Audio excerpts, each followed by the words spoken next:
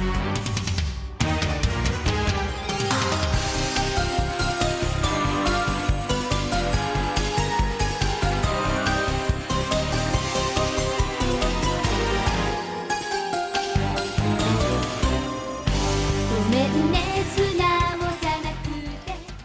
to the Sailor Noob podcast, where a superfan and a noob talk about the original Sailor Moon episode by episode. I'm your host, Mikan Hana, joined by my co-host. I'm the co-host and the noob, Caliban. All hail Nehellenia, queen of the dark moon that covers the sun. We're a couple of magical people ready to moon eternal make up this episode. Today we are talking about episode number 170, Unmei no Ichiya, Sailor Senshi no Kunan in Japanese. The English translation, Night of Destiny, the Sailor Guardian's Ordeals. And the German title, Hilfe für Mamoru. Help for Mamoru. Hilfe! Hilfe! Hilfe für Mamoru. Yeah. Yeah. I realize this is the third German title in a row, but... Yeah, you like those German titles. They're the most different from everyone else.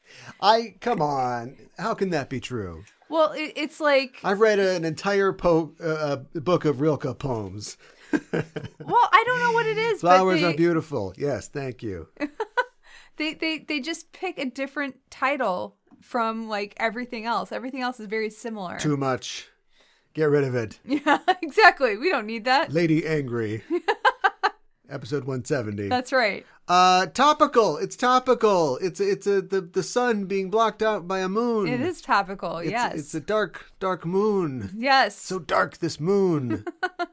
Did you see the eclipse? I did not. Oh, I wish I had. Did yeah. you see it? I wish I lived somewhere where it would really make a difference at all. It got a little dim in the afternoon, and that was about it for us. Yeah. So I did not see it. I have seen one before, though. I saw a pretty... It wasn't a total eclipse, but it was an annular eclipse. It was pretty well covered.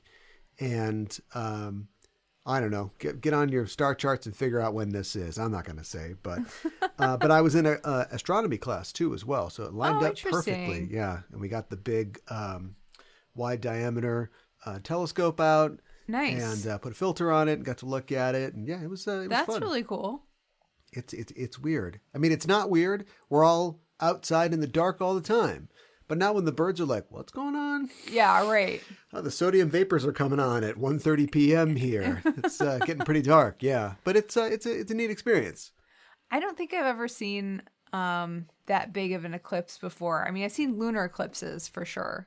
But I don't think I've seen a solar eclipse that's that dramatic. Yeah.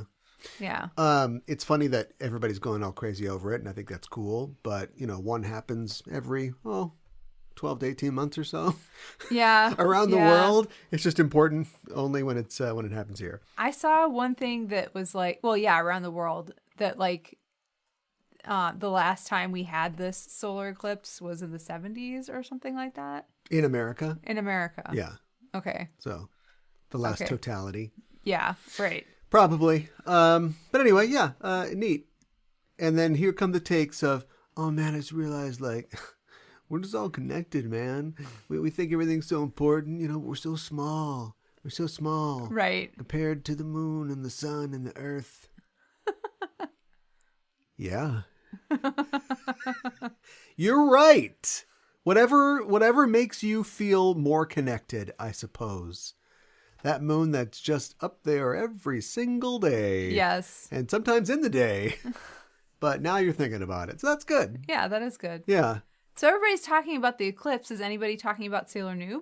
Sailor Noob? Yeah. I guess people are talking on Spotify about it, if that counts. Yeah. On every episode of our show, we have on Spotify a feature called What Did You Think About This Episode? Where you can answer that question, what do you think about this episode? If you've got Spotify on your phone app or you listen on your computer, you can go to the episode page for the episode and answer this question. And it isn't just from last week. We've got a couple going back here. All right. A little bit of catch up. On episode 167, The Flower of Nightmare Scatters, The Queen of Darkness Returns. That was our return as well. Yes. To talk about the 5th season of Sailor Moon. Listener Bones says, surprised face emoji.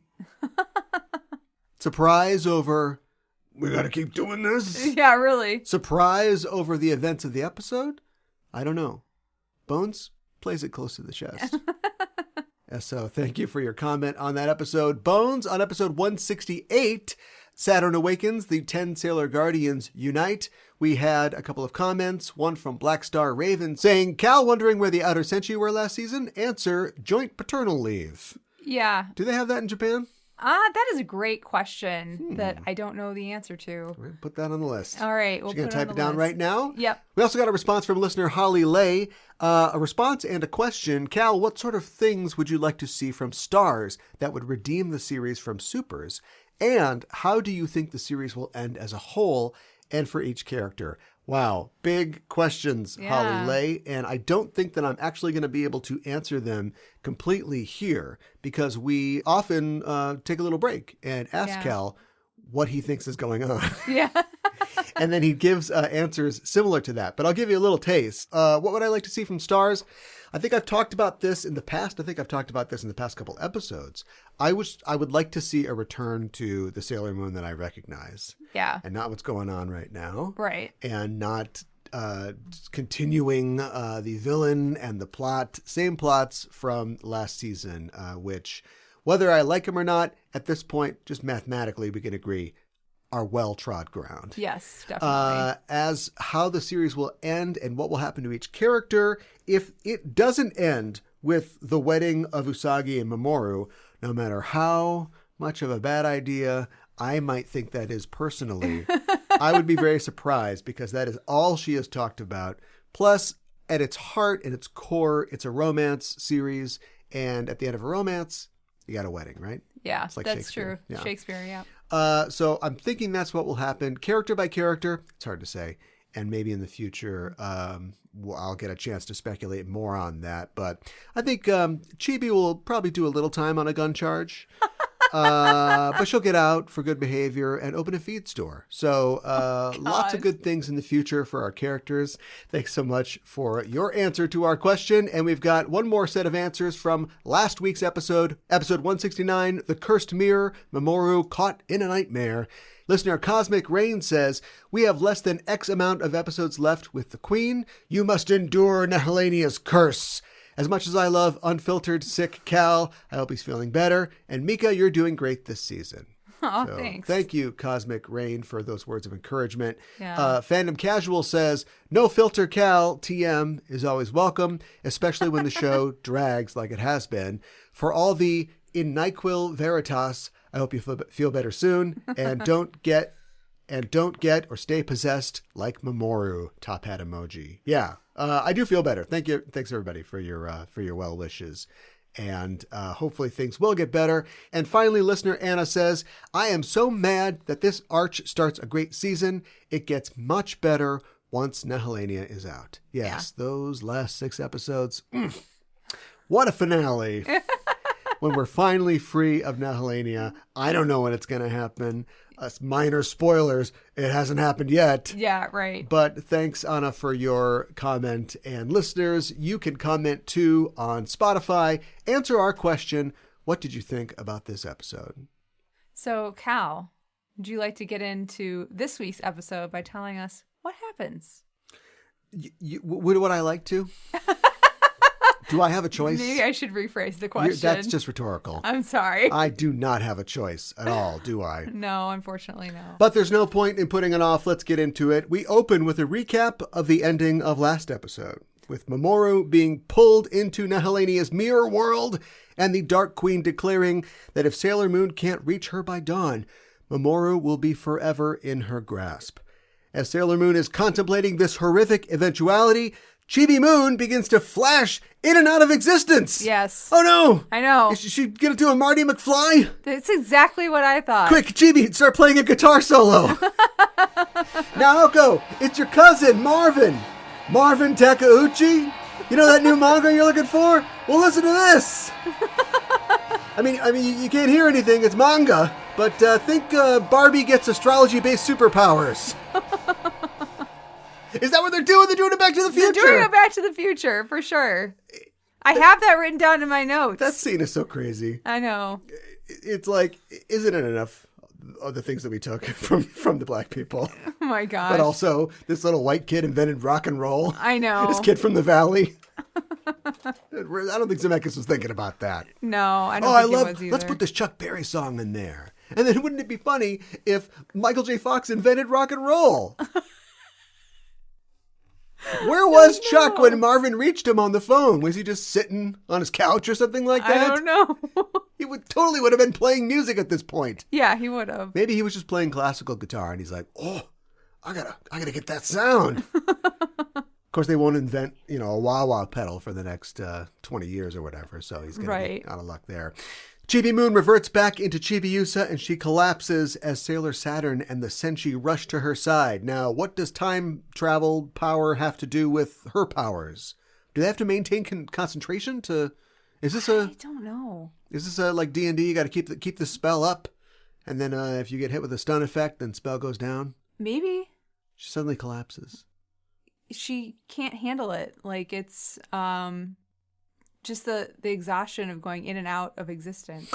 You're writing headcanon right now. Yeah. We've seen the girls get knocked out before and they don't just turn back into like their street clothes. Well, that's true. I mean, sometimes Sailor Moon turns back into her street clothes if she gets taken out.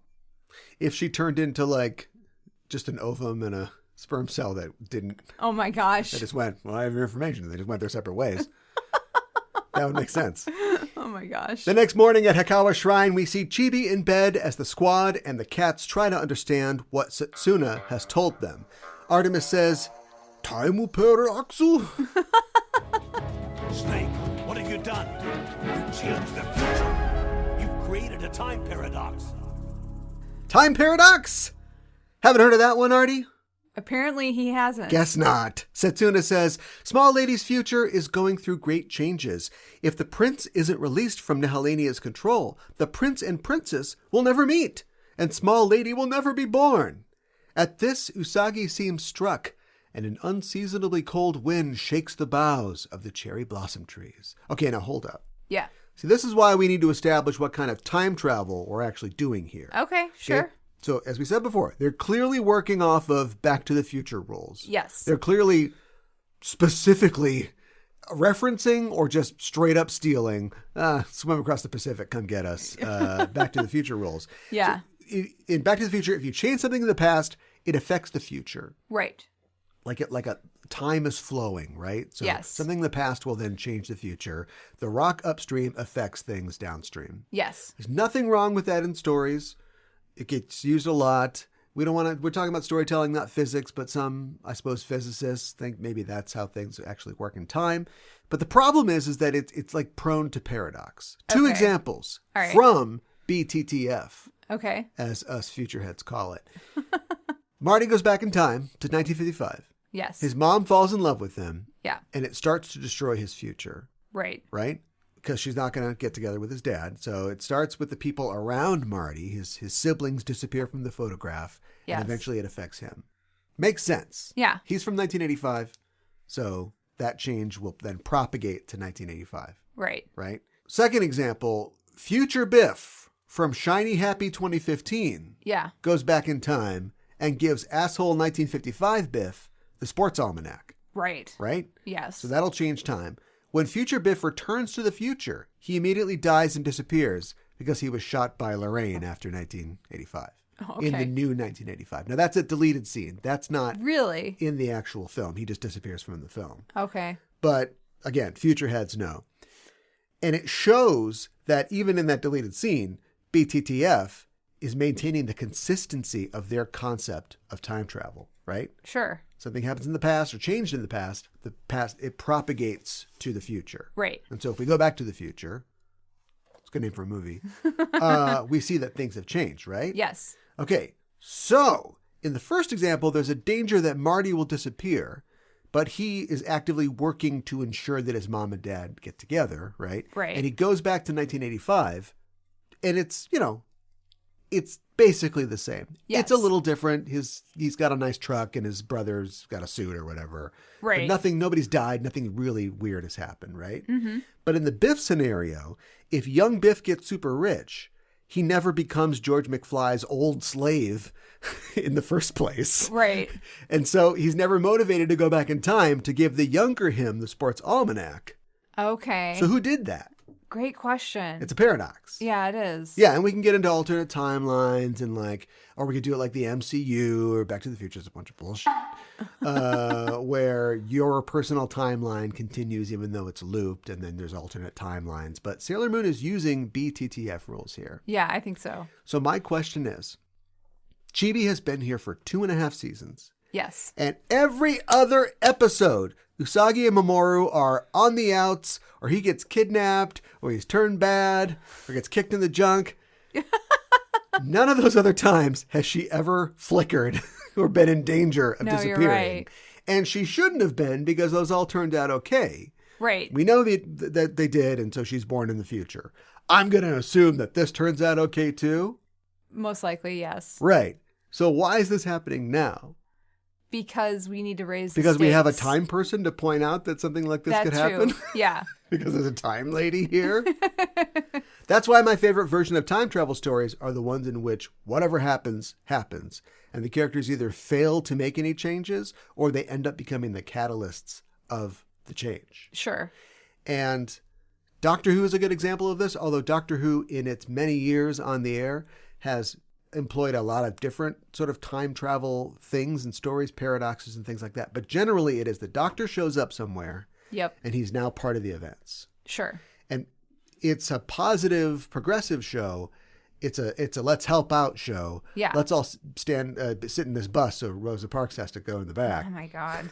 We're not talking about that. And so the Doctor can't just leave. And if the companion's like, I'm scared we should leave, the Doctor's like, we have to stay. Right. George Washington needs our help. Right. You would help him if you met him on the street. You just happen to walk out of a police box and he's here. But there's one episode, and I'm sure I've talked about this on this show before. There's one episode specifically where the Doctor shows why in their own mythology or their cosmology of the show, they can't leave. And it's because they go to, I think it's Mars, the pyramids of Mars. They're on Mars. They're fighting Sutekh, right? Okay. And Sarah Jane is like, Doctor, let's just go. This is very dangerous. I don't want to be here. And obviously Sutekh doesn't win because you met me in London and there weren't pyramids everywhere in the future. And he's like, but wait. And they get in the TARDIS and he takes her to, 1979 or whatever. And they open the door and there's just a wasteland. Okay. The Houses of Parliament, Big Ben, everything's gone. And he's like, you see, we do have to be there. Obviously, we will win because you're right. I did meet you in 1979 in Britain. But if we're not there, this happens. Right. And so they go back and they beat Sutekh and everything's okay. But he's saying we're already there and our destiny is to be there. Yeah. And to leave would then create something else. And we want to be there and see it through. Right. But that's not what we're doing here. Yeah, right. This is a different situation. I immediately thought of Back to the Future when she starts flashing. Whoa.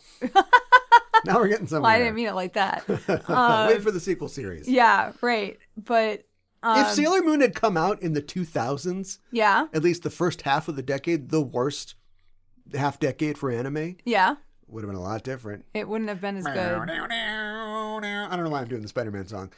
And then they're all like, it's emo. They're in like full body things, but like lots of cutouts. Oh, so there's okay, the diamond sure. cutout that starts, under the boobs and then exposes the navel. Sure. And then plunges into the crotch. Yeah, right. And the go-go boots. Oh my gosh, I'm imagining this. Might have been a dream I had, but it's funny that like we've got a main character who is from the future. Yes. And another character that shows up every once in a while and is like, oh, time travel, check it out. Yeah, right. And for all that, not a lot of time travel in this series. I mean, I don't want this thing to become Dr. Peabody, but right. Time travel is like, since R has been baked into this entire show. It has been, and we don't actually deal with it all that much. We don't do it that much. Yeah. Does Nehellenia have time powers? Wow. If she did, she wouldn't have to get old, so I guess not. Yeah, I guess not. But she spends a lot of time in a black hole. She does. Time stops in a black hole. Yeah. And she got out of the black hole, and then she was mad that she was aging. I don't know. Glass shard-based powers. Who's spinning all these webs, by the way? A great question. Does she just like sweat webs or something like that? Yes. Yes, she does. Or did she call Halloween decor to come over? Is that, yeah. No, I have a new place. Yeah, right. Account still open. Okay, good. Yeah. Mirrors and spider webs everywhere. I'm going to need some mirrors, spider webs. You have one of those like really tall skeletons? All sold out, huh? Okay, well, that's fine. Just bring the mirrors. Yeah, right. I'll get the skeleton next year. So weird. The girls are having trouble accepting their new reality, and Setsuna says, perhaps this is a sign. I should have noticed earlier. I had no way to know that the time disturbance I was feeling was so important. Okay, so she's playing the role of the know-it-all in this episode. Yeah, it's not the cats. Why do they do this? I don't know. They don't want to look stupid or something like that? Is it like for younger viewers? Maybe. Because usually you would have a character who goes, time travel, what's that? And then you explain that to that character. This is like, they've got the opposite of that, which is a character who goes, I knew about that the whole time. And I'm trying to figure out, because I've got nothing else to hang on to in these last couple episodes, why they do that. It's a show for younger viewers. Yes. So if you're going to introduce a concept like quantum tunneling or something like that, you're going to need somebody to kind of explain it. Yeah. But this literally happens after the thing has already been explained. And then a character goes, yeah, I knew all about that. I just didn't say anything before. I was holding it back. I was withholding information. Is it about like giving that character a sense of authority? Like if something shows up and I don't know why it matters after the first season, but the cats don't know about it, then the cats look dumb. Yeah, I think and they maybe decide, that's part of it. We don't want the cats to look dumb. We want them to have like a mentor-ish role still. But if they knew about it or had been thinking about it, we wouldn't have been blindsided by this. Right. And so they go, oh yeah, I did know about that. I did know about that. Did you? Yeah, I know. Did you really? It's kind of like insulting after the fact, you know? Well, I wouldn't respect the cats any less if they were like, it would be even scarier if they were like, I've been alive for 8 million cat years or whatever. And those are long. I've had 900 lives. Right. And I've never heard of anything like this. You'd be like, whoa, Luna doesn't know about this. Yeah, this and it'd be a big deal. But instead, an ice princess comes from outer space on a comet. And they're like, this is number 27. Yeah. It's a number 27. I don't buy it. Anyway, Makoto suggests that this is because of the power of Nehellenia's curse, but Usagi immediately springs up and begins to run out to meet Nehellenia. But Haruka and Michiru tell her to stop because it's a trap, obviously, and she's the one that Nehellenia wants. Setsuna says, we will save the prince. You and small lady stay here. But Usagi says tearfully, I can't do that. A future without Mamo-chan? No Chibiusa? No. I can't just wait here. A single tear of Usagi's falls on her locket, and the crystal inside begins to glow as she says, I must go. I have to help Mamo-chan. And in a flash of light, she begins to transform. Diana says, Eternal Sailor Moon. And Artie says, her energy's out of control. Usagi becomes Eternal Sailor Moon, and as she spreads her wings and looks to the sky, she says, Mamo-chan, and rises into the air as Rei leaps through the space that she formerly occupied. Sailor Moon soars into the sky to the disbelief of the squad, as Haruka says she'll fall even further into Nehellenia's trap. But Hotaru says, why don't we follow her? Why not both? We have our mission, the most important mission as sailor soldiers. And everyone says, protect the princess. Chibi says, I'll come too. She's up and about and currently existing. And she says, I'm a sailor soldier too, and I know how she feels. She wants to save Mamo-chan. The sun begins to set as the uniformed Sailor Senshi gather in the temple courtyard and join hands. I thought for sure we were getting a 9-way transformation. Yeah. But they're just like, apparently there's some really important stuff to get to. I don't know. That they left out of the episode, deleted scene. Yes. But real heads know. Sailor Uranus says, by the dawn, our fate will be decided. Sailor Venus says, this will be easy, like studying all night for a test. Sailor Neptune says, we don't know what traps are waiting for us. And Sailor Jupiter says, it doesn't matter. While Sailor Mars says, we will fight to protect our prince and princess. We see an image of the royal couple, as Sailor Mercury says, and to free the people of the city who are trapped in this curse. And we cut to an alleyway somewhere, miles across town, where some strung out citizens are just lolling listlessly. Sailor Saturn says, also, we will fight to protect our future. This reminds me of the scene in American Psycho where he's like, we have to provide food and shelter for the homeless and oppose racial discrimination and promote civil rights while also promoting equal rights for women. We have to encourage a return to traditional moral values. Most importantly, we have to promote general social concern and less materialism in young people. Chibi Moon says, let's go, everybody. You all, everybody. You all, everybody. You all, everybody. And as the cats look on, the Sailor Senshi call out, Sailor, teleport! And they are whisked away to an unknown fate. We cut to Usagi floating in a darkened void. Where have we seen this before? I know. She just literally just takes off. I'm gonna do it. Bam! Void. I know. So she just literally flew into a trap. She did. Boom, captured. Yeah. How did she know where to go? Great question. The power of love. Yes. There are forces beyond her control here. Yes, exactly. And more, and I don't want to get into it right now, but you get the sense, and I've seen this on social media, people asking the important questions. Uh-huh. Who are these people? Do you know what I mean? Yeah. They're not just a girl who goes, oh, the tiara seems pretty good. They are reincarnations, re-embodiments, girls who are possessed by the spirits of these warriors or something. Yes. There's something more to this. Do you know what I mean? I know what you mean, yeah. It'd be one thing for Spider-Man to get Spider-Man's powers, and then he's like, oh, I'm going to do a wrestling match. Well, we all know what happened. Yeah. And then later on, he's like, don't do a wrestling match. And he learns bit by bit how to do this. But they don't have that. They're just like, I know I can throw my tiara at people. Right. Nobody ever, but I'm asking the real questions. Nobody ever asked these questions. But maybe that's all part of this. Somehow when you get wings, you also know where your boyfriend is. And you're able to fly to another dimension, I guess, to find him. Yeah. But you're not able to not go, whoops, caught in a web.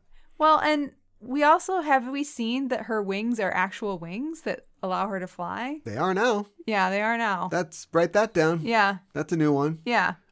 With Sailor Moon, all things are possible, so just jot that down. There's a lot of hurry up and slow it down in this episode, isn't there? Yes. 100%, yeah. Pacing, very odd. But anyway, a voice says, welcome, Princess of the White Moon. And a mirror appears before Usagi, and in it is the image of Nehellenia. She says, you truly are a foolish woman. Yeah? Would a foolish woman bring a 45? Done! We're done! Sadly, no. The gun law is too strict in Japan. As the mirror fades, but Nehellenia remains, she says, you came even knowing it was a trap. Do you really love him that much? I will never forget this. The way your eyes look as you come to fight for your beloved. And we see a flashback to the last time that Sailor Moon fought for her beloved. Uh-huh. When she leapt off the elephant platform to save Chibiusa. Yes. Nehellenia says, however, miracles don't happen twice. She's had some time on her hands, and she's seen all of Supers now, through the end. She knows what happens. Yes. She gave it 3 roses. Again, if Usagi just appeals to the Moon Kingdom connection here, we don't have a problem. Do you know what I mean? She just goes, hey, look, you understand how this works. I'm going to be the queen. How would you like to be the minister of new metal? I can make that happen. We'll send Chibi to a boarding school in Crystal Nagoya. You'll never see her. Oh my gosh. Right? I mean, you could make that happen, sure. Yeah. Let's get her on board here in the organization. Usagi yells, give Mamo-chan back! But Nehellenia says, I love those eyes. It feels wonderful to see your eyes overflow with hate and sorrow. My God. The image of Nehellenia... It's funny because you getting a vibe here? Yeah, a little Hate bit. and love are not opposites. Yeah, I can definitely get that vibe. If they just did a thing where they went, you know what? Keep them. Now they'd be like, no, wait, here. Oh, I let him go for a little bit. Oh, he's just walking around. Please come back. Please fight me. I'm desperate to be in this forever. Oh my God. The image of Nehellenia disappears and Usagi finds herself alone in a snowy field and the wind is whipping all around her. The voice of Nehellenia says, suffer, suffer more and more. We cut to a view of a giant palace atop a dark spire. But this ain't Neuschwanstein. I don't think so. What? The Cinderella Castle. Oh, okay. This palace looks almost grown out of the dark and obsidian rocks that scatter the landscape. A long winding stair leads from the ground to the palace gate. This is like Skeletor's summer palace. This looks like someone left Castle Grayskull out in the rain. Oh my gosh. Someone left Greatskull out in the rain. Right? What is that? Eternia looks frightening in the dark when all the Triclopses are running wild. I love this crooner version Right? of... Yes. Okay. It's Azubu-Juban Park. Yes. By Richard Harris. Inside the castle, in a web-strewn throne room, they've been there. They'll invoice you. They'll bill you later. Sits Nehellenia on her spiky throne. Across the room, a full-length mirror stands, held up by spider webs. My God. Spirit Halloween, working overtime. Yep. And in it is an image of Usagi in her snowscape. Nehellenia, holding a glass of wine, says, I told you, if you're not here by dawn to remove my curse, this man's heart will be caught in my nightmare forever. And we pan down to see Mamoru sitting senselessly at the foot of the throne.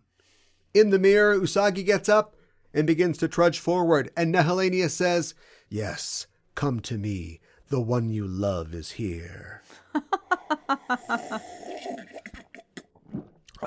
She takes a big drink of wine. Yes. She drains it to the dregs. All around the main mirror, smaller mirrors appear, and in them we see the Sailor Senshi flying through the void. Determinedly. Mm-hmm. Determinedly is a word. If you're determined, Yeah. that's an adjective. That's true. If you're doing something determinedly, that's an adverb.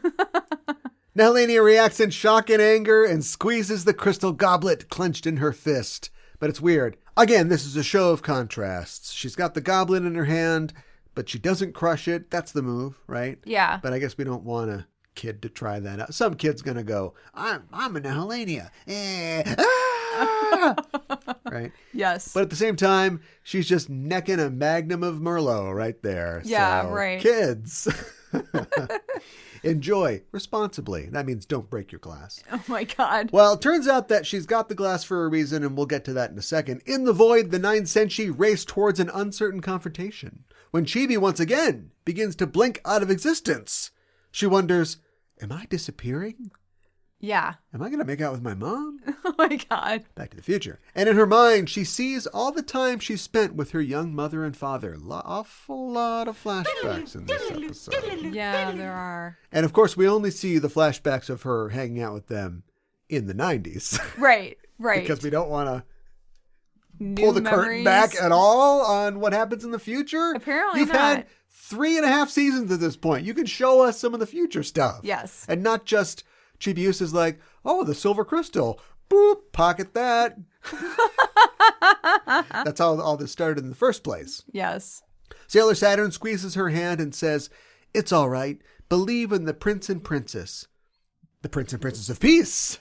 Pray with me. Oh my God. Heavenly awesome Father, we fly before you today. Oh my God.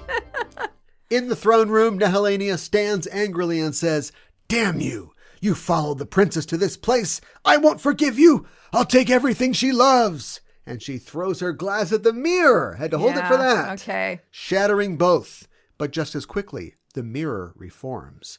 In the void, the flying Senshi see a cloud of glass splinters flying towards them. And Uranus yells, "If we're separated, Nehellenia's trap will..."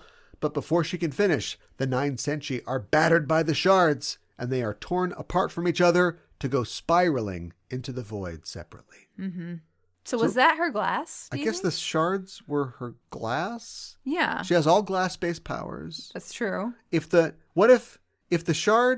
glass breaks the mirror and then it all reforms, does the mirror get bigger? Great question. Or is the mirror like convex in the front? It's a pregnant mirror, little extra glass in there. Yeah, sure. Yeah, but I guess like the glass broke the mirror and also broke. And the shards of the glass went, oh, excuse me, oh, sorry. And then through the mirror, and then the mirror reformed. And then the glass shows up in the void. I think that's exactly what happened, the play-by-play. That is going a long way towards, let's get some glass-based powers in here. That's all I can say about that. Are you ready? Yeah. This is where it gets weird. Okay, kid. This is where it gets complicated. Sailor Uranus falls from the sky, or a sky, and impacts the ground. When she looks up, she is surrounded by vine-covered columns, as if within a ruin of antiquity. Standing up, she sees that as far as she can view, there are ancient ruined buildings, the remnants of some great city. She says, "Am I alone?" But she hears a shuffle behind her and turns to face her would-be attacker. The figure steps out from the shadows, and it's Sailor Mercury. Yes. Who says, "I catch." We don't see what she says. Back from Eye Catch, the two begin their search for Sailor Moon. Mercury by scanning with her RoboCop computer. Uranus by just screaming, "Sailor Moon!" Mercury is unable to find any trace of Usagi or Mamoru, and Uranus suggests that they try to find a better vantage point. So, short-haired blue Senshi, go! Uranus tears off up a hill, and Mercury finds it hard to keep up with the speedy sailor. This reminds Ami, I guess, of a time when she was a little girl, and her friends wanted to play basketball with her. Yes. But she had to head right out for the first of her 2 cram school sessions that night. And that was sad for her. Yes. And this is very applicable to this situation. Apparently it is. As Uranus runs, she wonders if Mercury is keeping up or if she should slow down. And she remembers a time that Teen Uranus and Teen Neptune were running towards something, and Neptune had to slow down for her. That's a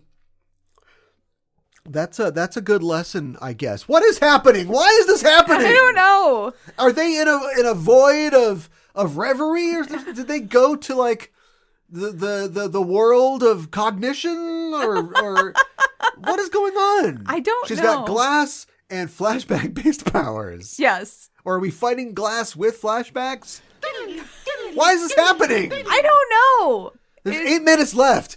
Nothing is going to happen in this episode. I am cursed. Nehellenia has cursed me.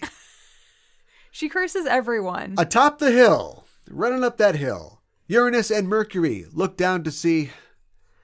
I don't know. There's something weird about the city later about them. It doesn't... There's like little purple lines in the streets. I don't know. It's supposed to represent that something is wrong with this space, I guess. Because Mercury consults her computer and says, space must be distorted. Uranus says... Well, we got to get out of here. And she starts heading back down the hill, but Mercury says, wait! Aimlessly running around might be a part of Nehellenia's trap. And Uranus says angrily, are you saying that we should just wait around? We don't have any time!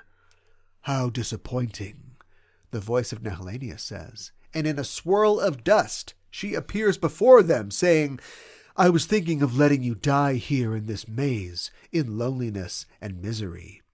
Uranus says, the Queen of Darkness has arrived. Well, we're not going to be your playthings. Plus, you have to let us get lonely and miserable if you want us to die of it. Way to commit to your trap, idiot.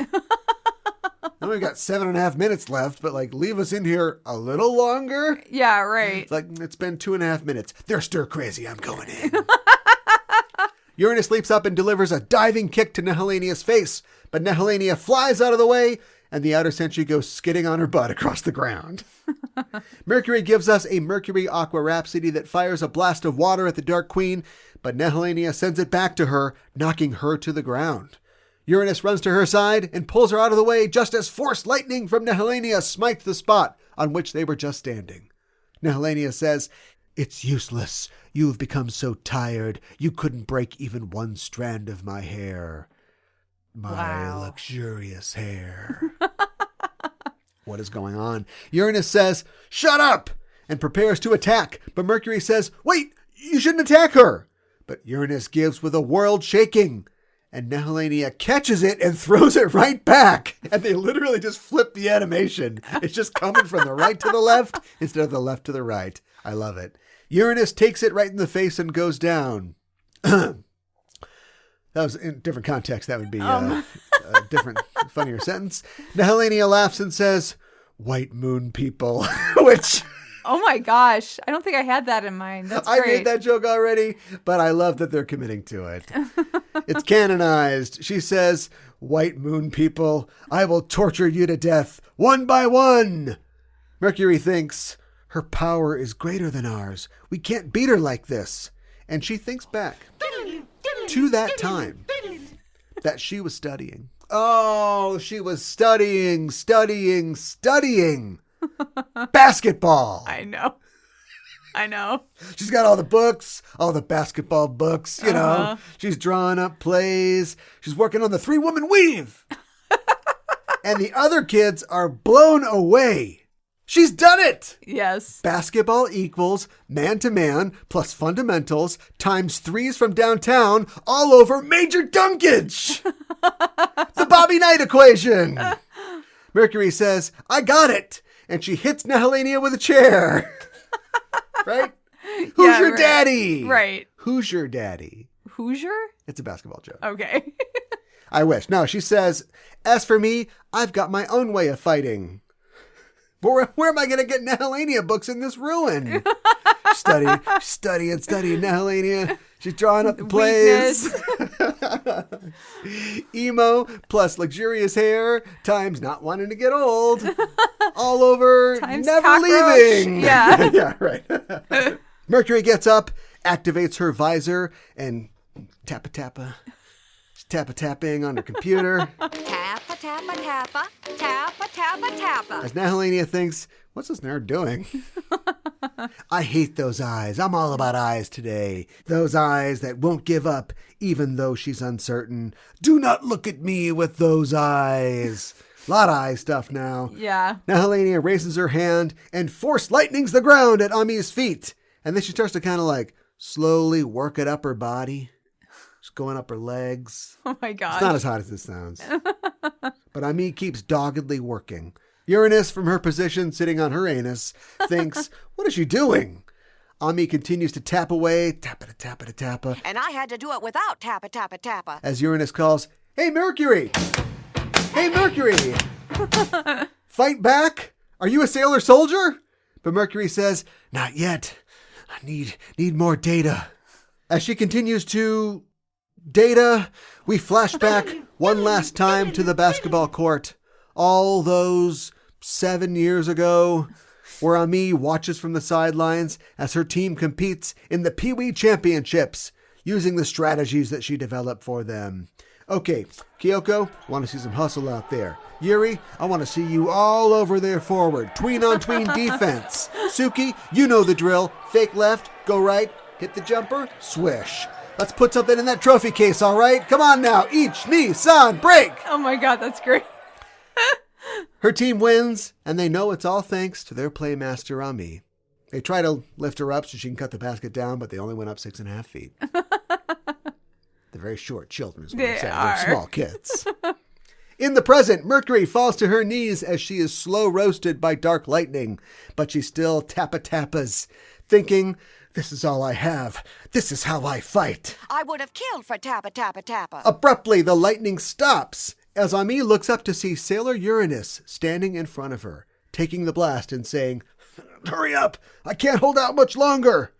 Her analysis complete, Mercury looks up to the image of the moon in the sky and says, "There!"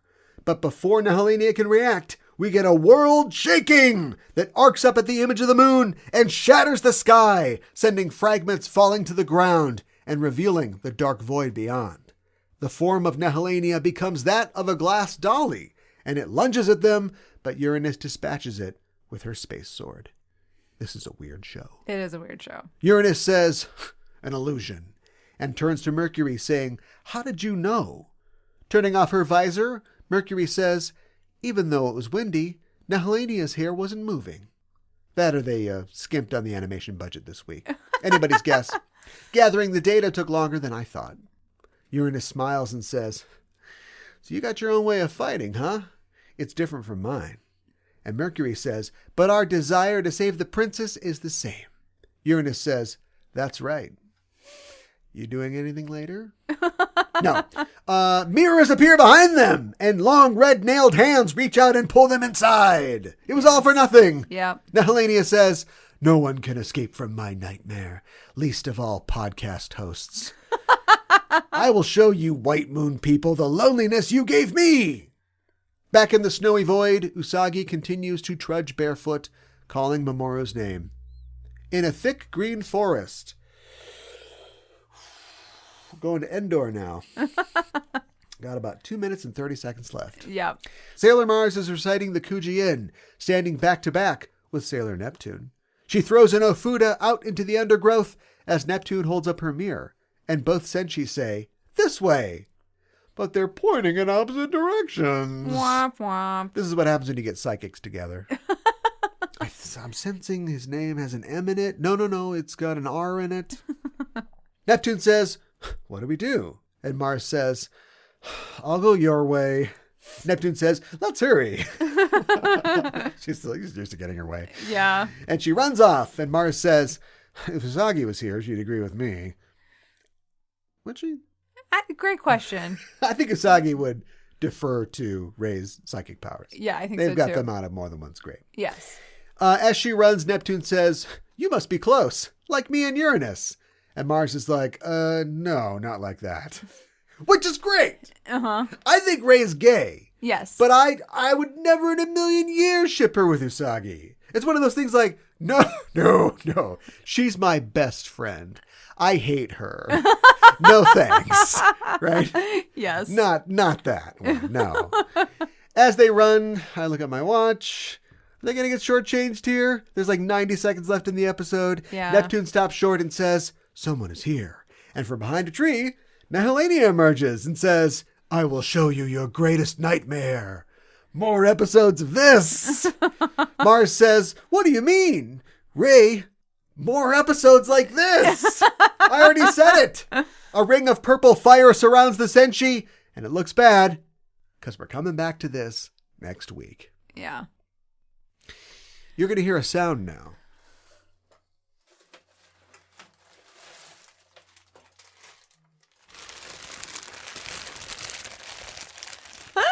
That's some the good sound ASMR. is the stick. Yeah, well. We're coming back to this next week. The sound is the sticker bag because for the last 3-4 episodes, I've been using a new term that I came up with. The term is anime-a. Yes. Which means the show is becoming more anime-y. Mm-hmm. And it is literally just opening with a last time on and ending with a, oh no, I hope we don't, and in the meantime, a bunch of random crap is happening. Yes. And they're deciding this week, I don't know, we're going to focus in on, Ami and I guess Haruka to a degree. Yes. And then we'd start focusing on somebody else, and we'd immediately cut out because we're out of time. Yeah. And then I don't watch the next times, but I'm sure the next time's like, oh, next time can Goku, Sailor Moon find her boyfriend before he becomes the eternal simp. Oh my God. To glass-obsessed Amy Lee. So I don't know what's going on. I don't know if it's the new management. I looked, all the writers are the same. Okay. So it's not like maybe they're just they go to the back of their folder and like, I got some good stuff that Ikuhara wouldn't let me do. I don't know what's going on, but the show is definitely settling into, you just got to come back and watch this every week. We don't have to do single stories anymore, self-contained things. I think that is very detrimental to the show. Yes. At least it's very detrimental to my enjoyment. And so for calling that out, first episode, go back and I go, does the show feel more anime-y to you. No, I know. Before any of this happens, I knew it was in my head. I have not seen a single episode of this beyond what we're talking about right now. So I get a sticker for that, and the sticker that I get is very fitting. Oh, nice. It is Endymion and Princess Serenity. And she's got some flowers, so it's not a wedding situation. And it's also crystal. Yes, it is crystal. So make of that what you will. Yes. So that's cute. That is cute. But you know it's not cute? What? This show! It thinks it's cute. What's going on? I don't know. Why are we doing this? And it's not even well planned out. You can have... Did comics perfect the serial storytelling? Possibly. Because I know serials have been around forever. What will Rocket Man do? Will he be able to, win in divorce court against Missile Lady? And there's, cliffhangers. Yeah. But those aren't paced in any particular way. But like good TV shows and definitely comic books know that there's going to be something happening every month here because you're going to come back. And they have story arcs, let's say. Uh-huh. So there's a 3-issue arc. We meet Dr. Fear. Dr. Fear escapes and there's some kind of complication. Sure. And then Daredevil defeats Dr. Fear in the third episode. And in the meantime, maybe he runs into Captain America and Captain America's like, we got that barbecue on Thursday. So Dee Dee's like, I got to remember to go to the barbecue. Right? Yes. And there's ongoing things. Chris Claremont was the master of this. But even the master couldn't keep completely random plot threads from showing up and then disappearing because he forgot about them or was like, I don't want to write that. But he knew that he always had to keep it going. There's something going on. Every time there's something going on. And what in this episode or this issue, what's going to happen? I don't know. We're going to focus on Rogue this issue. Right. And so, yes, we are dealing with the larger thing with the Master Mold Sentinel or whatever. But then Rogue's going to get some kind of thing where she goes, maybe salt is as good as sugar sometimes. I don't know. Right? They're not doing that anymore. Yeah. They could have done that. We could have seen at the beginning, we got to find out what's going on with Mamoru. And then we could focus in on Ami. Maybe we're seeing the whole thing kind of from Ami's opinion or her perspective. Yes. And then she gets paired up with, the tough outer Senshi. And she's like, I don't know if we're going to get along, Instead, they introduced that halfway through. At the eye catch, we are introduced to the odd couple who are going to do this. And we've got 6-7 minutes tops to have that hit and be an impact before we got to move on to something else. Yeah, it's just poorly structured. Yeah. And then we get like barely a glimpse at Neptune and Mars together. Right. Another odd couple. Just how I know, and it'd be a little weird for them if you're, totally committed to them winning, but then not winning because no, you don't. We've got to, Sailor Moon's got to kill Nehellenia at the end of this thing. Right. So immediately they just get pulled into the mirrors. It'd be a little weird to just end the episode with that. I get that they want to kind of go somewhere else, but you could also then just give it more time, have that be more of a moment where it's like, you know what? Wink and thumbs up to you. Wink and thumbs up to you. Maybe I see your value. Yes. Weird girl with glasses. And then you kind of, cut back. Then you cut back to Usagi and she's wandering through the snow and we pull out and it's like, we don't know what's going to happen with our our girl. We don't know what's going to happen. We don't even know where she is. Right. And we can open the next episode with, you're on Endor, but the Ewoks aren't coming. Right. And it's Rey and it's Michiru and they're going to do something. Yeah. But instead they're just literally just draw whatever you want. And then when, 5 o'clock comes around, just turn in your papers and that'll be the episode for today. That's bad. Yeah. The show has not done that up to this point. No, it hasn't. Not really. No. It's frustrating, and I think they wanted to show off their pairings, but I think these are good pairings. Yeah, they're good pairings. I'm trying to. What's a bad pairing? Is there a bad pairing? It's weird because they're the oldest, friends, but I don't think like Ami and Rey is a regular pairing. I think there's a lot going on there. They don't have anything to talk about. Yeah, I suppose you're right. Do you know what I mean? Yeah. I mean, like good friends don't necessarily have to like spark frisson every time they get together, but I don't think they don't work without Usagi. You're kind of like that friends that like we hang out when like all three of us are here, but if like so and so's out of town, Yeah. I'm not really calling her. She's not really calling me. Yeah, I don't. Maybe Makoto and Haruka would not be a good pairing. You think so? Yes. Makoto like looks up to her and kind of had a crush on her for a while. So there's that. Well, but then let's take that and where do we go with that? I mean, you could have them have like a flirtation with each other. Makoto's not going to do that. You don't think so? Maybe not. No, we had the one episode where Mako, you're going to ruin your life. Think about this, Mako. Oh my God. This is a big decision. You're not old enough to rent a U-Haul. Oh my God. But that was kind of like a self-contained thing. Yeah, I suppose. And Mako has these things where she's like, she has these like one day obsessions with people and things, and then she never mentions them again. That's true. So I think she's over it at this point. Okay, so then they probably wouldn't be a very good pairing. You're right. No, it'd just be Haruka chasing her around. She'd be like, "Can we just like get back to the thing here? Please stop flirting with me. I'm very strong." I feel like it would be maybe better if we spent more time with each of these pairings, but at the same time, like, how long do we want this arc to go? I want it to be over 3 episodes ago, so Right. That's my answer to the question. How about Minako and Setsuna? As a bad pairing or a good pairing? I can't. It's a good pairing. I don't think I can do bad things. Or at least my brain immediately goes, here are the good ones. No, give me the lousy, trashy ones. I don't do that. I got good ones. And a good one would be Minako and Setsuna. I think you're right, because Minako's so crazy and out there, and then Setsuna is like serious. Yes, we would see. You want to see Setsuna get mad? Yeah. We would see it. See when that patience runs out? Yeah. Like sands in an hourglass? That would happen. Oh, no, I think you're right. How come Saturn hasn't thrown Nehellenia into the sun yet? I don't know. How powerful could Nehellenia really be? Come on. Great question. We're talking about Saturn here. Saturn's pretty powerful. Yes. I saw, I won't ruin it for you because it's thanks. something coming up. But I saw like an artist rendition of cute little Saturn and a big bad and Saturn looking at her and saying, "Please die now." Yeah.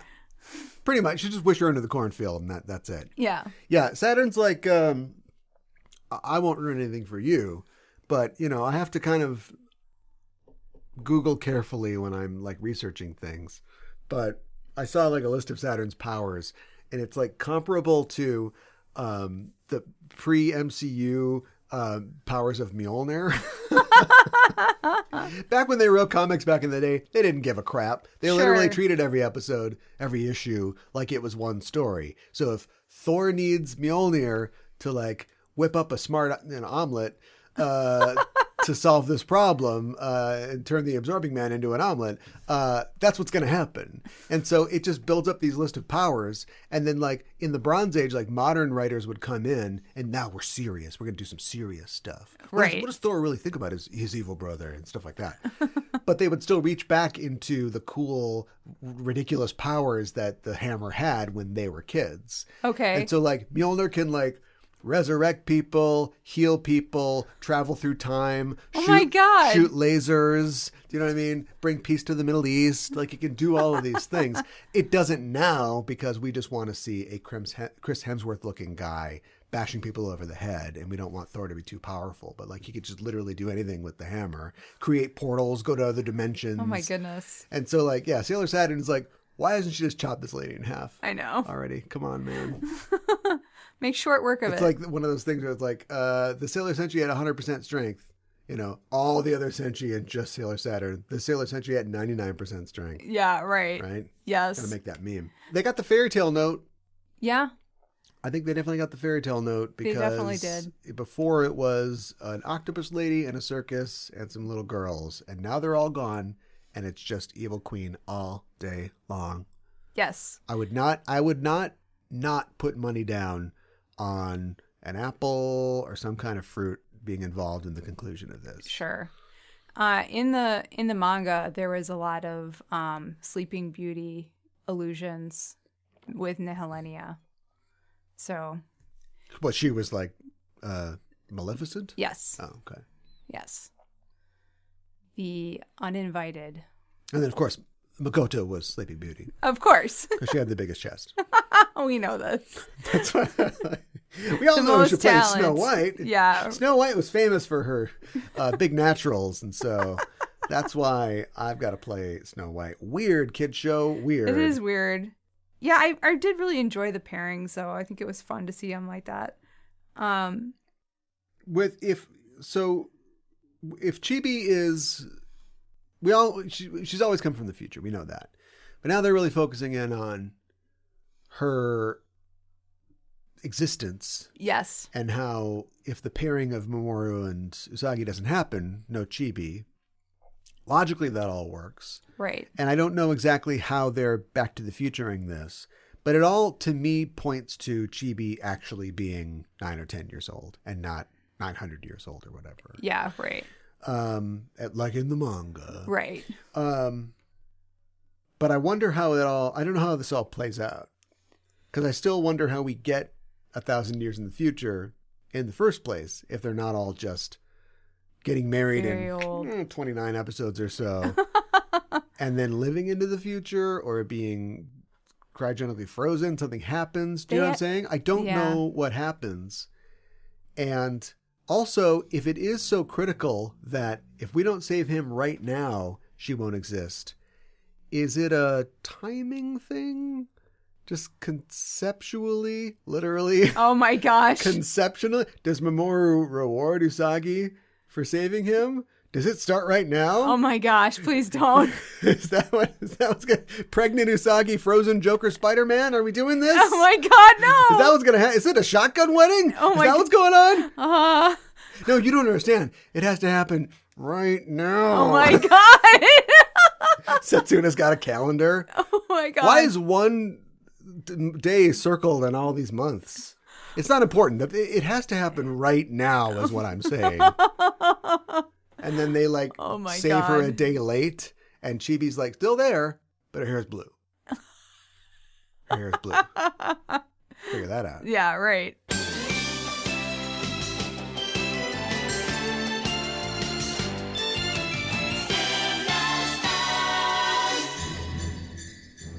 All of you relax. This is a matter of inconvenient timing, that's all. Rebooting the podcast was inevitable. This is simply the beginning.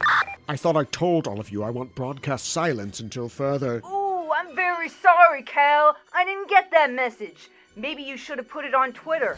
I figured since you were relaunching the Just Enough Trope podcast, you might be a little lonely, so I decided to be your co-host. That's very kind of you. I assume you're our mysterious podcaster. You're most troublesome for a Sailor Moon fan. Sorry, Cal. Wrong guess. Would you like to go for an all-new show where the hosts haven't really changed? Who are you, then? Just a fly in the ointment, Cal. The dye in the hard. The moon and the lighting.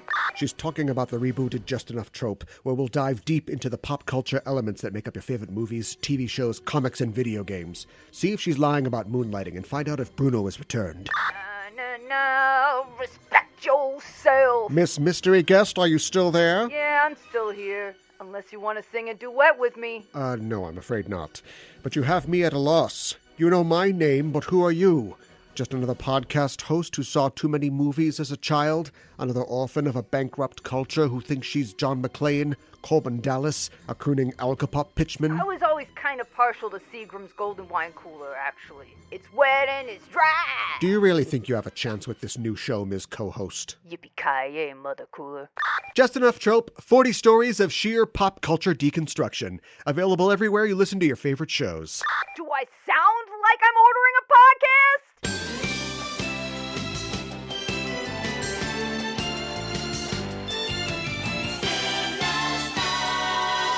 Today for Kuro Kuro Miru, or Curiously Looking Around, where we talk about elements of Japanese culture within the episode, we're going to talk about basketball in Japan. Yeah, the Sanman weave. What is that? It's the three-man weave. Okay. According to research done by Tatsuji Kakiyama, professor of sports and health sciences in Fukuoka University, basketball was introduced to Japan as early as 1902 as a sport in missionary schools. Wow.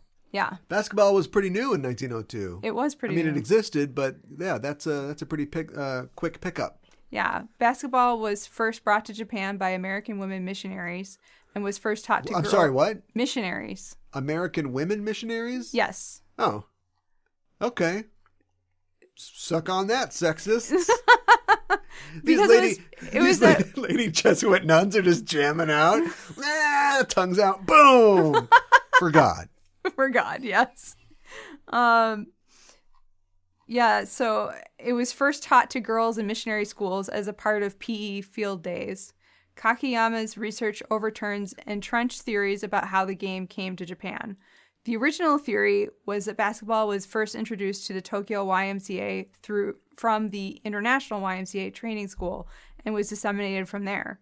Until recently, it was believed that the Japanese basketball was introduced in 1908 by Hyozo Omori, then director of the PE department of Tokyo YMCA. The ex-Mr. Basketball. You got it. But in truth, it was some hard jamming nuns. Yes.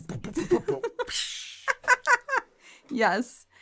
He became an athletics director of Japan's first Olympic Games, the 1912 Stockholm Games, but sadly he died 6 months later in 1913 of pulmonary tuberculosis. Oh. Yeah. Sorry. Our starting center has consumption, so he won't be able to play. Exactly. Old-timey diseases. Oh my God. In 1895, the Aoyama Girls' School was founded. In 1897, Harriet Ailing was their gymnastics teacher. The school archives have 9 references to basketball prior to 1907. It is likely that Ailing had learned basketball in the U.S. before reaching Japan, but we don't know for sure. Ailing had been at the University of Chicago at the same time as Amos A. Stagg, one of basketball's founders. It's possible that she learned the sport from Stagg. Yeah, the Naismith, the guy that created basketball or is credited with it, was a YMCA guy. So I can see why they would think that that was what it was. But apparently it got somewhere else, and then it's like, she's on fire! Yeah, for God! Yeah, exactly. Mariana Young arrived in Japan in 1898 and would go on to become the principal of Nagasaki Kawasui Girls' School in 1900. Miss Young promoted PE involving English language instructions given in time to music, with the girls wearing westernized clothing. An assortment of apparatuses were utilized, including wooden circles, sticks, and dumbbells, in addition to the new basketball hoop. Mariana Young could have learned basketball from Howard G. Budge at Allegheny College, who was their PE instructor starting in 1895 and who himself studied basketball at the Oil City YMCA in Pennsylvania. Okay. Yeah, they were... I don't know exactly when they, cut the bottom out of the peach basket, but... Right. But they did use a stick to all right, good job. Get the stick. Poke the ball back out. Oh, okay. Of that. That's what was literally a basketball. Right. It was a basket originally. Yeah. Yes. Some genius at some point is like, give me that saw. Just take the bottom out. There, you see? Done. The American missionary of the Nagasaki Kawasui Girls' School expressed the hope that the girls would be able to play basketball within the year, but in the second session in 1900, it was noted that the basketball paraphernalia had not arrived yet. It was in the third session in 1901 that there was a thankful note for the arrival of a basketball. In the November 1904 edition... It sounds those first 8 months pretty boring. Yeah. Like, oh, basketball's here. You're all getting an A. Yes. In November of 1904 edition of Kawasui Quarterly, there is a reference to basketballs alongside footballs and baseballs. In September 1899, Akuri Inokuchi, a Japanese woman, was enrolled in the Smith College in Boston Normal School of Gymnastics in the U.S. Smith College was the birthplace of women's basketball, and Inokuchi spent a year studying with Senda Bernson, the creator of women's basketball. She returned to Japan in 1903 and was deeply involved in putting basketball in place and popularizing the sport. Unlike baseball, which was introduced to Japan by the United States in 1873 and played by immigrant Issei, Japanese-American basketball was mainly a Nisei, meaning second generation, right, sport, and truly a Japanese-American phenomenon. Basketball in the Japanese American community started gaining popularity in the 1920s, with recreational teams forming wherever there were significant numbers of young Japanese American men in California. Huh. In the Nisei, this is the George Takeis. Yes, exactly. You're born in America. Yes. In 1933, with the coaxing of the immigrant ethnic press, the Japanese Amateur Athletic Union in both Northern and Southern California started to fund basketball, forming official leagues for the top-rated teams in each region. By posting schedules, scores, and stories that showcased and encouraged local teams and heroes, the immigrant press helped bridge the urban and rural Japanese American communities. Japanese American basketball flourished between 1934 and 1941, but all league play throughout the state came to an abrupt end as the result of Executive Order 9066 issued by President Franklin Roosevelt, which called for the enforced relocation and wartime imprisonment of some 110,000 persons of Japanese ancestry. That would happen. Maybe you got a peach basket in the camp? Well, so there was no league play during the war period, but basketball was still well liked and played within the wartime camps. Sure. After the war ended, Iwao Kawakami of the Nikkei Bay Times was greatly instrumental in forming and organizing the Northern California Nisei Athletic Union, or NCNAU. During this resettlement year, he received requests from the community to, quote, do something about the Nisei League, end quote. Using his position as, it's like, okay, that's great. Take care of that. Yeah. Using the position as sports editor, Kawakami made a call out specifically to the Japanese American associations in the San Francisco area and the East Bay area, looking for teams wanting to engage in an organized basketball league, as teams in the Central Valley were already organized and sponsored by the Central California Young Buddhist League. Oh, Young Buddhist League. Yeah. It's like the YMCA, except it's Buddhist. This so you could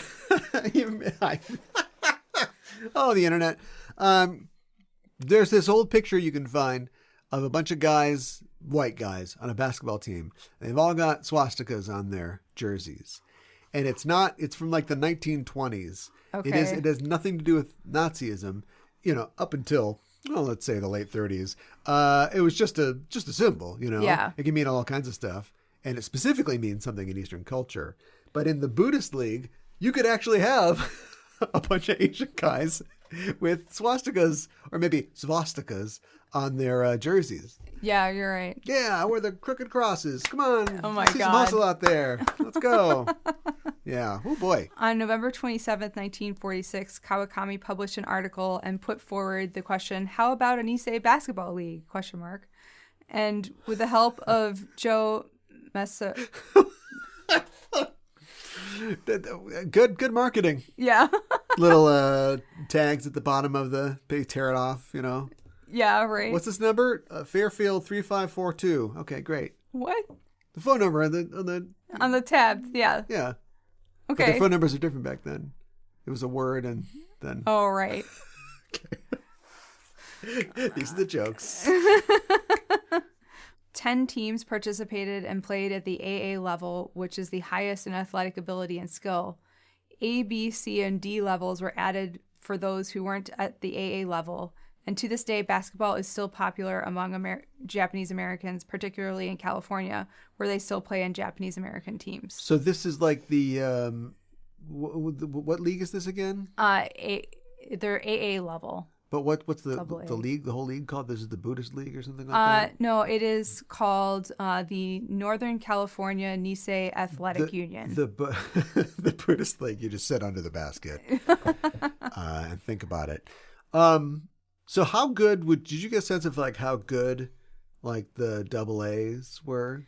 I mean, they're like pretty good. Yeah. But I read something. This is not, and you don't have to play basketball for this reason, but there's no path to the majors with no. this. Do you know what I mean? No, there's not. It's not like they're doing this and they're like, and someday I'm going to be. So this is either just for fellowship or for, personal challenge and expression and community, which are all great reasons to do it.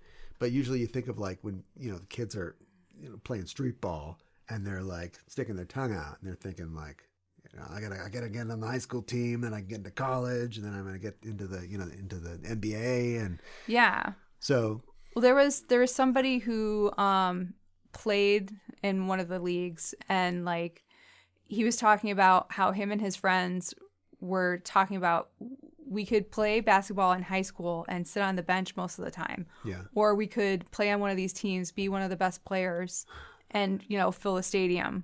What would you rather do? Sure. Get that ramen endorsement deal. Yeah, right. All right. So, yeah, no, it was definitely a sense of community was a big part of it. Sure.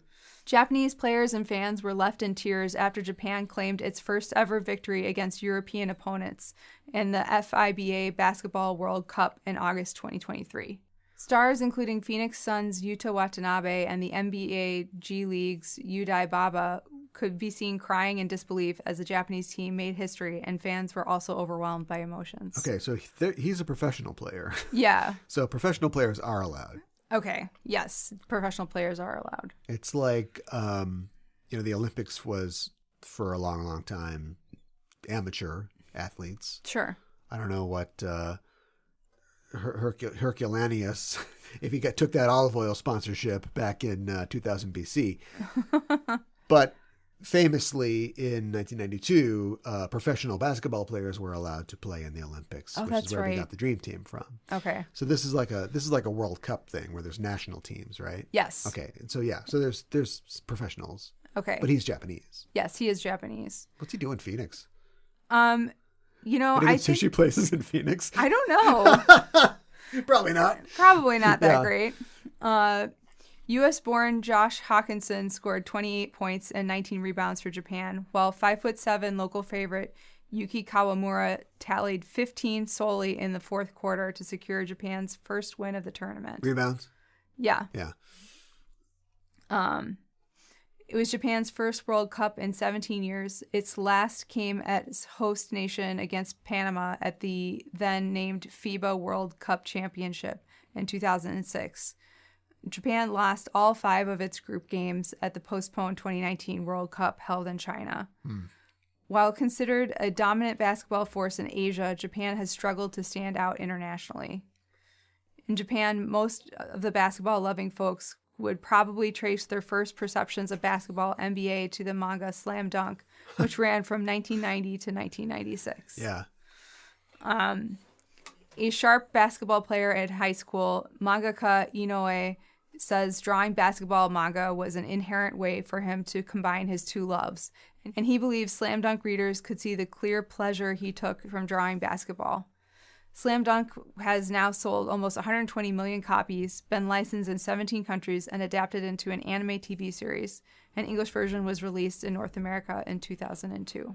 Yeah, it's like, we've got basketball movies here in America. I think you could definitely, you shouldn't, but you could definitely do like a Slam Dunk here, right? Yeah, you could. But how would it stand out? You have an American student, this is why you don't do it. American transfer student to Japan. So he's the POV character for the American audience. But sure. Then he meets, Randy and I don't know, all the Slam. We watched Slam Dunk a long time ago. We did. All the Slam Dunk people or something. And then you get the sort of Japanese take on it. And he's got to learn to play the Japanese way. Okay? Maybe they're not out there hot dogging it. Maybe they're, a lot of chest passes, a lot of give and go. Oh my gosh. I don't know. You know more about basketball than I do. No, so. I don't. No, I don't. From a CNN article entitled How Slam Dunk Manga Artists Brings Characters to Life, quote, its popularity endures. According to a 2012 survey by research group GOO, it is GOO. It is still the third most popular Japanese manga for men and the second most popular for women. And it is responsible for the single most memorable piece of dialogue when a coach says, if you give up, the game is already over. It's... I love it. The Japanese Newt Rockney. Yeah, right. Its legacy has also continued well beyond the page. Inoue is credited by some with having popularized basketball amongst a whole generation of high school students. In 2007, his publisher inaugurated a scholarship that sends high school basketball players to study in America. And in 2010, Inoue received a commendation from the Japanese Basketball Association for his service to the sport. Nice. Yeah. The most popular manga, according to the survey, is One Piece. For the most popular manga. Just period. Yeah. Okay. By men and by women was One Piece. Oh, I see. Okay. Yeah. All right. Yeah, well, I mean, it's One Piece. Yeah, it's One Piece. What if Yuffie got a basketball? Well, I don't know anything about One Piece. They're pirates. That's all I know. He can stretch his arms out like Michael Jordan in Space Jam. Yeah, there you go. Do a dunk like that. So that's kind of a brief glimpse at basketball in Japan. I never really thought about it, but that makes total sense. I learned today about the existence of World Cup basketball. Mm-hmm. And it must be on like ESPN4 or something like that. I'm sure right? it's around somewhere. Yeah. But I'm not that plugged into it though. But that sounds really interesting. I mean, being from Indiana, I'm not a huge basketball fan. That's okay. I watch it now and again, but I don't get into like March Madness. To me, college basketball seems so much like professional basketball. Yeah. And everybody there wants to be a professional basketball player. But this sounds like you could really get into this, like it's these national teams and they're doing it in the spirit of cooperation. But they're also like, yeah, suck it, Germany. Germany's really getting into this episode. But yeah, that I have to track that down. That actually sounds interesting. Yeah. And I did look at some footage from this tournament and everything that they were in. And it was some pretty cool stuff. Like one of the players who is Yuki Kawamura, who's only 5'7", which isn't very tall for a basketball player. He was making all of these moves and he was doing a bunch of dunks, and it was really impressive to watch how the team worked with each other and how they played with each other. Yeah. And they just had strategies that were working for them, There has to be. Is there girl slam dunk? There has to be, but I don't know what that would be. I mean, girls like slam dunk too. Right. Oh, maybe. What if you did a girl slam dunk and they're like, no, boy slam dunk. I could actually see that happening. There's the long running joke that nobody watches women's basketball, but like the most recent women's basketball championship was like the most watched basketball game ever. Really? So I think that is really changing a lot. That's good. Yeah. That's a really good thing. So where's that?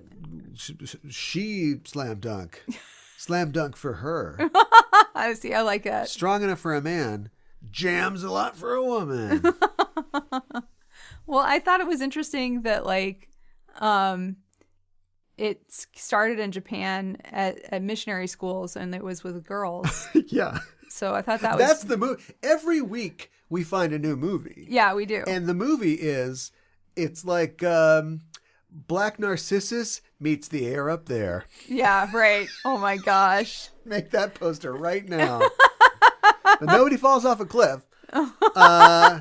Spoilers, but yeah, you get these sisters, and you got like a Sister Maria type, yeah. And she's like just gonna do my thing. They eat a lot of rice here, whatever. But then she's like, oh, what is that? Oh, it's a basketball. Oh, interesting. Well, what do you do with it? Oh, looks back and forth. Hikes the skirt up first, the dress. Yes, right. Oh, Sister Mary Catherine, what are you doing? Drone through the legs. Like, yeah, check it out. Cut the bottom out of that basket. Let's jam. Let's do it. Oh my gosh, I love it. Itadakimasu with Usagi. What did Usagi eat in this episode? Nehellenia drinks some red wine, and she later throws her wine glass at a mirror and breaks it. Is it an evil wine? Of course it's an evil wine. Where does she even get the wine? Great question. She's like, ha, ha, ha, I will destroy the Sailor Senshi. Oh, store's closed at 9. Okay, I got to get to Big Top Liquors. On her way No, not Big Top Liquors, no. Big Top. It would totally be Big Top. Are you kidding me? That's a good She's one, got too. a circus theme going on. A lot of memes to make this week. And she would go there on her way from the Spirited Halloween with all the cobwebs. Yeah, right. Out of the Spirit Halloween, big bags, skulls on them, right? Yes. Into the liquor store. Yes. Just cut to her waiting in a line. Just like, how much longer is this going to take? big bottle of red wine. Yes. That's all they had. It's Boone's Farm. Does she have a box wine, do you think?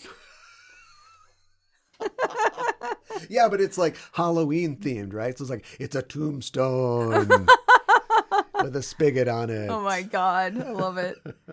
Villain gauge, we rate a baddie 1 to 5 dark stars, 5 being the most wicked. There's no baddie to rate. Nope. This is going to be a real blank spot on the chart. I know. Although, so let's talk about it. We got a dolly. Yeah, we do have and a dolly. And the dolly, I didn't know they could do this. Maybe this is just an illusion, but like T-1000s into Nehellenia. And then she's doing the lightning. And because they need to set up a situation where Sailor Uranus has to, quote unquote, sacrifice her body so that Ami can complete her whatever. Yeah. She jumps in front of the lightning. Has anybody been hit with this lightning before? I don't think so. Right, but this is lightning a new is power nothing. for Nehellenia. This is nothing. Like, it just hits Ami and she stands there for like 10 minutes. Like, yeah, you're lightning me. Yeah, whatever. Right? It doesn't do anything. So is that like, should that have been, her hair didn't move. Oh, when you were being lightninged for 10 minutes and nothing happened, you didn't think that was an illusion? Apparently not. It's so inconsistent. It is inconsistent. Yeah, but anyway, then the dolly's like, well, I've got my Wolverine claws. I guess I'll just do that. It's like, why didn't you start with that? Great You could have question. like hunted them through the temple, like, it's getting closer. But it just, does it, like, if they don't care, why am I supposed to care? That's a great question. We need a situation where, here's what you need to do. Ami needs to think about something for a while, and Haruka needs to see the value of thinking, because I'm guessing not much of a thinker. No.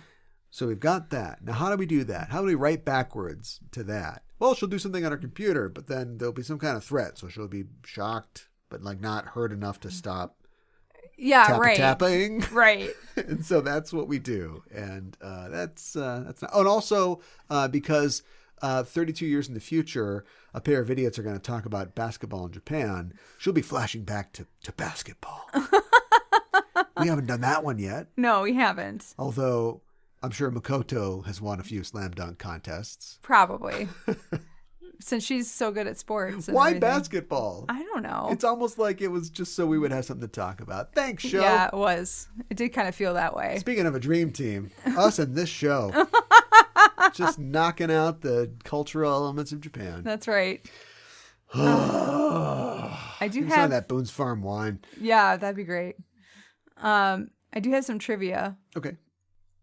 Usagi finally transforms into Eternal Sailor Moon by herself without the help of the other Senshi and without transforming into Super Sailor Moon first. With a little lubrication. Yes. From her tear ducts. Yeah. She becomes Eternal Sailor Moon. But her power is out of control. It's out of says control. One of the cats. That's how we know, because the cats say so.